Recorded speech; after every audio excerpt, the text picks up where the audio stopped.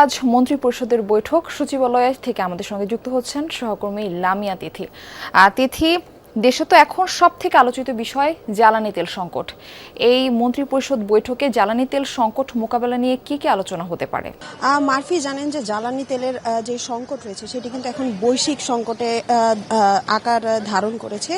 তার ব্যতিক্রম কিন্তু বাংলাদেশও নয়। যদি একটু বলতে চাই যে প্রধানমন্ত্রী তারেক রহমানের নেতৃত্বে কিন্তু ইতিমধ্যে কিন্তু বৈঠক শুরু হয়েছে। এখানে কিন্তু সকল যে মন্ত্রী পরিষদের সদস্যরা রয়েছে, মন্ত্রী এবং প্রতিমন্ত্রী, তারা কিন্তু সবাই এখানে উপস্থিত হয়েছেন।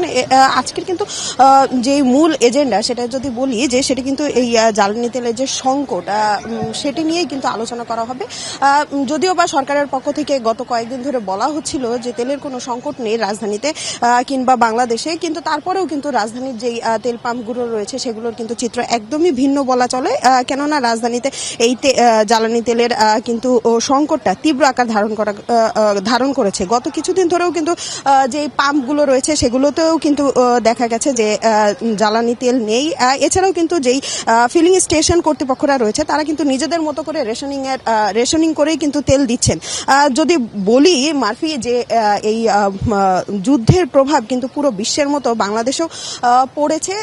আপনি জানেন যে বিশ্বের কয়েকটি জায়গায় কিন্তু তেল নিয়ে কিন্তু জরুরি অবস্থা জারি করা হয়েছে। তো দেখা যাচ্ছে যে কয়েকদিন ধরেই কিন্তু এই জ্বালানি তেল নিয়ে কিন্তু কথাবার্তা চলছিল মন্ত্রী পরিষদের সদস্যদের সাথে, কিন্তু তারা নিজেরা বৈঠক করছিলেন। কিন্তু আজকে যেহেতু প্রধানমন্ত্রীর নেতৃত্বে একটি বৈঠক চলছে, আশা করা যাচ্ছে যে কোনো না কোনো দিক নির্দেশনা আসবে। এবং একই সাথে যদি একটু বলতে চাই আপনাকে যে জেট ফুয়েলের দাম কিন্তু ইতিমধ্যে 80% বৃদ্ধি করা হয়েছে।